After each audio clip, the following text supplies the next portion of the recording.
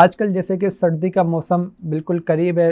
اس کی آمد ہو چکی ہے، تو کیا کوئی شخص اگر سخت سردی ہے تو عشاء اور فجر کی نماز جو ہے وہ مسجد کے علاوہ گھر میں پڑھ سکتا ہے؟ نمازوں کو ان کے اوقات میں پڑھنا یہ فرض ہے، اور جس شخص پر جماعت واجب ہے اس کے لیے باجماعت مسجد محلہ میں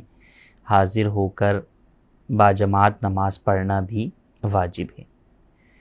اب اگر واقعی کسی شخص کو شرعی عذر ہے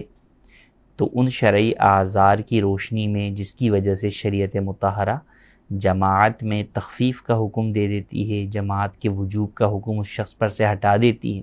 اگر کوئی ایسا عذر پایا گیا تو وہ شخص جو ہے وہ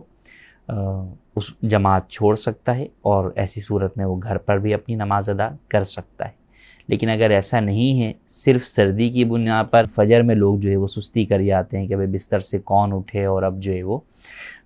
راستے سے گزر کر مسجد جائیں، نماز پڑھیں اور واپس آئیں،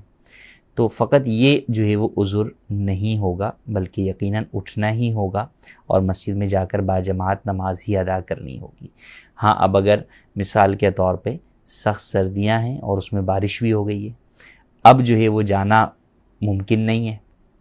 کیچڑ بھی ہے، ٹھنڈ بھی بہت زیادہ جو ہے وہ بڑھ گئی ہے کہ اب اگر وہ باہر بارش میں بھیگتا ہوا نکلے گا تو جو ہے وہ شدید بیمار ہونے کا اندیشہ ہے، تو ایسی صورت کے اندر اسے اجازت ہوگی کہ وہ گھر پہ نماز جو ہے وہ ادا کر لے۔